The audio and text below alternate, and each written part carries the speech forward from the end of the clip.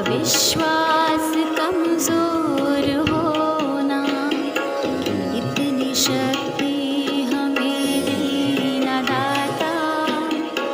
मन का विश्वास कमजोर होना, हम चले नेक रास्ते पे, हमसे भूल कर भी कोई भूल होना, इतनी शक्ति हमें देना दाता। मन का विश्वास कमजोर होना, दूर अज्ञान के हो अंधेरे, तू हमें ज्ञान की रोशनी दे। हर बुराई से बचते रहे हम, जितनी भी दे भली जिंदगी दे। बैर होना किसी का किसी से, भावना मन में बदले की होना। हम चले नेक रास्ते पे, हमसे भूल कर भी कोई भूल होना, इतनी शक्ति हमें देना दाता। मन का विश्वास कमजोर होना, हम न सोचे हमें क्या मिला है, हम ये सोचे किया क्या है अर्पण। फूल खुशियों के बांटे सभी को, सबका जीवन ही बन जाए मधुबन। अपनी करुणा का जल तू बहा के, कर दे पावन हर एक मन का कोना। हम चले नेक रास्ते पे, हमसे भूल कर भी कोई भूल होना, इतनी शक्ति हमें देना दाता। मन का विश्वास कमजोर होना। Good morning everyone. आज का विचार, your hard work has not gone unnoticed. आपकी कड़ी मेहनत कभी बेकार नहीं जाती है। हम कोई भी काम करते हैं तो ऐसा लगता है कि हमारे काम को तो देखा ही नहीं गया या फिर सराहा ही नहीं गया, जबकि ऐसा नहीं होता है। हमारे कार्य को देखा जाता है और सही वक्त पर सराहा जाता है। हमें सफलता तब मिलती है जब हम किसी भी कार्य को पूरी मेहनत और लगन से करते हैं। उसके परिणाम फिर हमें बहुत अच्छे मिलते हैं। धन्यवाद। सुप्रभात। आज का शब्द JOURNAL, जर्नल। जर्नल का अर्थ होता है बही खाता। दैनिक या मासिक समाचार पत्र, दैनिक पत्र, अखबार, पत्रिका या दैनिकी, इनको वाक्य प्रयोग से और अच्छे से समझ लेते हैं। We publish a quarterly journal. हम एक त्रैमासिक पत्रिका प्रकाशित करते हैं। It's the official journal of the medical foundation.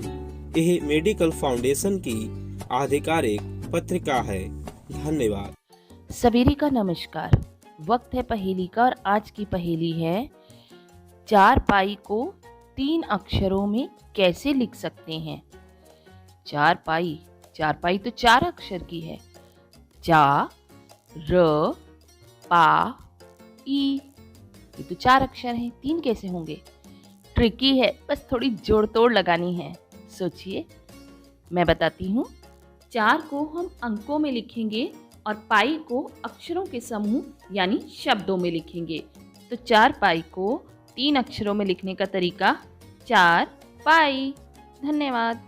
नमस्कार, प्रस्तुत है आज का इतिहास। आज के इतिहास में सन 1642 में आज ही इटली के भौतिक शास्त्री, खगोल शास्त्री और विद्वान गैलीलियो गैलीली का निधन हुआ। इन्होंने दूरबीन की खोज की थी। इन्हें the father of modern observational astronomy भी कहा जाता है। दूसरे, 1942 में आज ही प्रसिद्ध ब्रितानी भौतिक विज्ञानी स्टीफन हॉकिंस का जन्म हुआ। इन्होंने black hole big bang theory दी। इन्हें नोबेल पुरस्कार इसलिए नहीं मिला क्योंकि इन्होंने जो थ्योरी दी उसे थ्योरेटिकल फिजिक्स में स्वीकार किया गया, परंतु प्रैक्टिकली प्रूफ नहीं हो पाई। जिंदगी त्रासदियों से भर जाएगी अगर वो हास्यजनक नहीं होगी। Stephen Hawkins. धन्यवाद। नमस्कार। आज के विशेष में हम बात करेंगे ऐसे व्यक्ति की जिसने अपने जीवन के चैलेंजेस को स्वीकार किया। जी हाँ, स्टीफन हॉकिंग। स्टीफन हॉकिंग का जन्म 8 जनवरी 1942 को इंग्लैंड के ऑक्सफोर्ड में हुआ। वो एक ऐसी बीमारी से पीड़ित थे जिसके चलते उनके शरीर के कई हिस्सों को लकवा मार गया था, लेकिन इसके बावजूद उन्होंने हार नहीं मानी और विज्ञान के क्षेत्र में नई खोज जारी रखी। हॉकिंग ने ब्रह्मांड के इस निर्माण के सिद्धांत को समझने के लिए बिग बैंग थ्योरी दी और 1974 में स्टीफन हॉकिंग ने दुनिया को अपनी सबसे महत्वपूर्ण खोज ब्लैक होल थ्योरी के बारे में बताया। इतनी गंभीर बीमारी होते हुए भी वो इतने साहसी थे कि उन्होंने हार नहीं मानी, जबकि डॉक्टर्स ने उनकी ज़िंदगी सिर्फ 2 साल शेष और बताई थी, परंतु मौत को मात देते हुए हॉकिंग ने 50 साल से ज़्यादा ज़िंदगी जी। सलाम है उनको और उनके जज्बे को। स्टीफन हॉकिंग ऐसे व्यक्ति थे। धन्यवाद। Good morning. आज के क्विज का हमारा विषय है मानव शरीर। तो पहला प्रश्न है, हमारे शरीर की सबसे बड़ी हड्डी का नाम क्या है? मानव शरीर की सबसे बड़ी हड्डी का नाम है फीमर। जांघ, जो कि हमारे टांग के ऊपरी भाग में होती है, फीमर हड्डी सबसे लंबी और मजबूत हड्डी कही जाती है। दूसरा प्रश्न, मानव शरीर की सबसे छोटी हड्डी। तो मानव शरीर की सबसे छोटी हड्डी हमारे कान की होती है, जिसे स्टेपीज के नाम से जाना जाता है। तीसरा प्रश्न, मानव शरीर का सबसे बड़ा अंग। मानव शरीर का सबसे बड़ा अंग है त्वचा। त्वचा शरीर का सबसे बड़ा अंग प्रणाली है। यह सख्त और नमनशील है और अपने नीचे के ऊतकों को हवा, पानी, बैक्टीरिया आदि से बचाता है। चौथा प्रश्न, मानव शरीर का सबसे व्यस्त अंग कौन सा है? तो मानव शरीर का सबसे व्यस्त अंग है हृदय।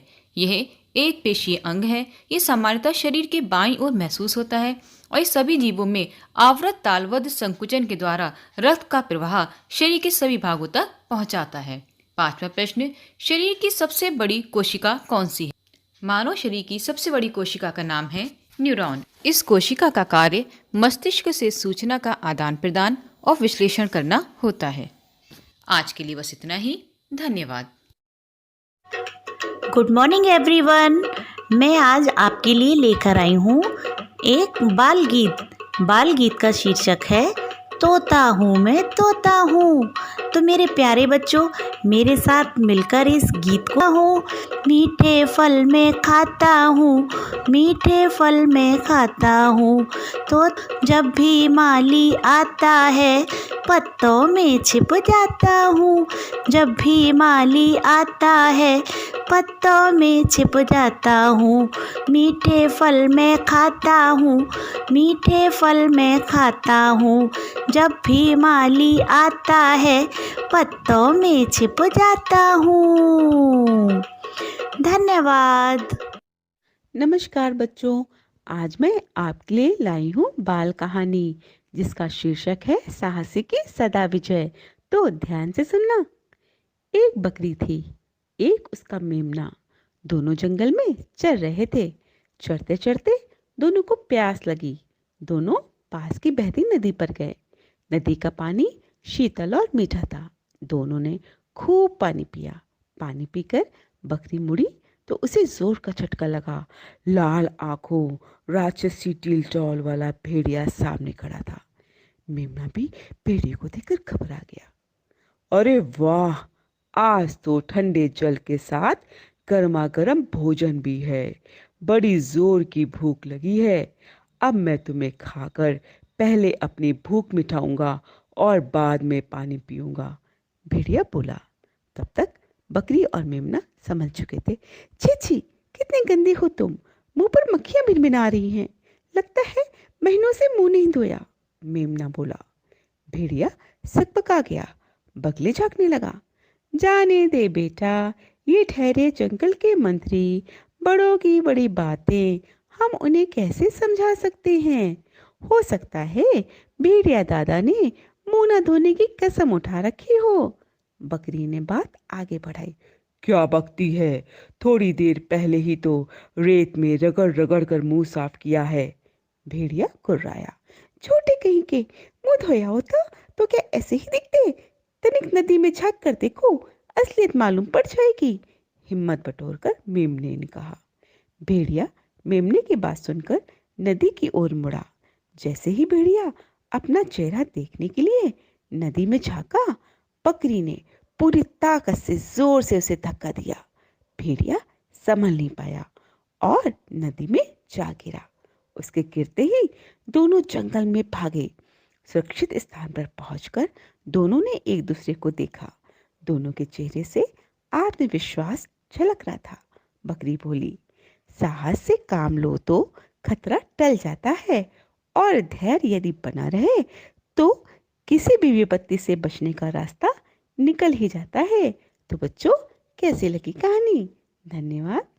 नमस्कार, मैं प्रेम वर्मा। आज मोटिवेट और सेल्फ का विषय है कक्षा में समावेशी शिक्षण। सामान्यतः जब बच्चा पढ़ने की शुरुआत करता है और उसे अपने अभिभावकों या शिक्षकों से अपेक्षित अटेंशन और मार्गदर्शन नहीं मिल पाता या किसी अन्य कारण से पढ़ने में मन नहीं लगाता, तो धीरे धीरे अपने मन में हार जाता है। वो मान लेता है कि वह इसे सीख नहीं सकता और इसीलिए ऐसे बच्चे हमेशा मौकों से छिपने और बचने की कोशिश करते रहते हैं। ऐसे बच्चों को हम सामान्यतः मंद बुद्धि मान लेते हैं, जबकि यह कोई मानसिक समस्या नहीं बल्कि उनकी यह एक मानसिक स्थिति होती है जो बदली जा सकती है। शुरुआती स्तर पर शिक्षक छात्रों के प्रदर्शन के आधार पर उनके अलग अलग समूह बना लेते हैं। छात्रों को गतिविधियों, चित्रों और खेल विधि द्वारा तब तक अभ्यास कराया जाता है जब तक कि वह पाठ को पूरी तरह समझ न ले। शिक्षण कार्य प्रारंभ करने से पहले हमें यह अवश्य पता होना चाहिए कि कौन सा बच्चा तेजी से सीख रहा है, कौन सा धीरे और कौन बिल्कुल नहीं। इसे लर्निंग पेस भी कहते हैं। जब भी शून्य से शुरुआत हो, बहुत धीमे चलें, 2-2 अक्षर सिखाएं, 4-4 अक्षर सिखाएं, थोड़ा पढ़ाएं, फिर सवाल करें, फिर थोड़ा सा पढ़ाएं, फिर सवाल करें। शिक्षण करते समय हमें इस बात का भी विशेष ध्यान रखना होता है कि हम उतना ही पढ़ाएं जितना छात्रों के समझ में आए। पता चला आप बहुत पढ़ा गए और बच्चों के सब सिर के ऊपर से निकल जाए, यह सही नहीं। सवाल जवाब करने से उनकी सोचने विचारने, चिंतन करने की क्रिया तेज होती है और जब बच्चे जवाब दें तो उनके लिए ताली बजवाएं अथवा उचित प्रोत्साहन दें। इससे उनका आत्मविश्वास बढ़ेगा और फिर वो अगले सवाल के लिए स्वतः तैयार हो जाते हैं। इस विषय पर आपके पास अपने शिक्षण के अनुभव से कोई बेहतर सुझाव हो तो कमेंट में साझा कर सकते हैं। बहुत बहुत धन्यवाद। आपका दिन शुभ हो। सभी साथियों को संजीव शर्मा का नमस्कार। आप देख रहे हैं प्रेरणा सूची आधारित लर्निंग आउटकम से जुड़ा हुआ कार्यक्रम, जिसमें प्रतिदिन हम किसी एक लर्निंग आउटकम को लेकर गतिविधि का निर्धारण करते हैं। आज हम बात करने वाले हैं कक्षा 5 के हिंदी विषय के एलो कोड H507 के बारे में, जिसका विषय है भाषा संरचना और व्याकरण। हमारी आज की गतिविधि का नाम है कौन समान। इस लर्निंग आउटकम में व्याकरणीय परिभाषाओं को समझ बनाने के लिए विकसित किया गया है, जिसमें हम संज्ञा, सर्वनाम, क्रिया, विशेषण जैसी शब्दों को परिभाषित करते हैं। आइए देखते हैं किस प्रकार की गतिविधि हम यहाँ तैयार कर सकते हैं। ये गतिविधि एक उदाहरण मात्र है। शिक्षक ऐसी ही अन्य गतिविधियाँ अपनी शिक्षण योजनाओं के लिए तैयार कर सकते हैं। हमारी आज की गतिविधि का जैसा कि नाम है कौन समान, इसके लिए हम छात्रों को 5-5, 6-6 छात्रों के समूह में बिठा दें और प्रत्येक समूह को एक विशेष नाम दे दें। अपनी मेज पर शिक्षक कुछ फ्लैश कार्ड या पर्चियां लिख कर रखें, जिनमें से कुछ संज्ञा के शब्द हों, कुछ सर्वनाम के हों। संज्ञा जैसा कि आप जानते हैं कुछ शहर के नाम हो सकते हैं, कुछ व्यक्तियों के हो सकते हैं, कुछ किसी स्थान के नाम हो सकते हैं। इसी तरह से सर्वनाम के शब्द, क्रिया शब्द और विशेषण शब्द, इनको लिखकर रख लें। प्रत्येक समूह से पहली बार में एक एक छात्र को एक एक करके बुलाएं और उनसे कोई एक पर्ची उठाने को कहें। यहाँ यह देखने वाली बात है कि प्रत्येक छात्र एक विशिष्ट प्रकार की पर्ची को उठाए और उसे ले जाकर अपने समूह में सभी साथियों को दिखा दे। अब इसी क्रम से बारी बारी से प्रत्येक समूह से छात्रों को बुलाएं और उनसे पर्चियां उठाने को कहें। ध्यान रहे, यदि समूह नंबर 1 ने किसी शहर के नाम की पर्ची उठाई है तो उन्हें कहें कि आप सिर्फ नाम की पर्ची उठाएंगे। किसी समूह ने यदि किसी क्रिया को जैसे रोना, हंसना, गाना, खेलना इस तरह की पर्चियां उठाई हैं तो वह समूह उसी तरह की पर्चियां उठाएगा। जब ये समूह पर्चियां उठा चुके हों तब फिर प्रत्येक समूह से पूछें कि आपकी पर्चियों में क्या समानता है। जिस समानता को वो स्पष्ट करें उसी के आधार पर व्याकरणीय शब्दों को परिभाषित करें।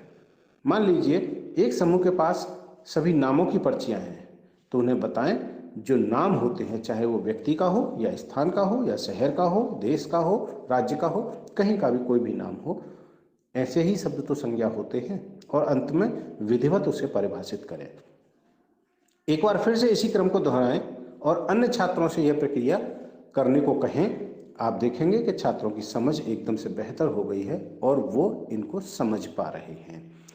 इस क्रिया के द्वारा छात्रों की स्पष्ट जो समझ बन पाएगी वह कभी न भूलने वाली होगी। ध्यान रहे, इस गतिविधि को कराने के दौरान आपकी सक्रिय भागीदारी उतनी ही जरूरी है जितनी कि छात्रों की।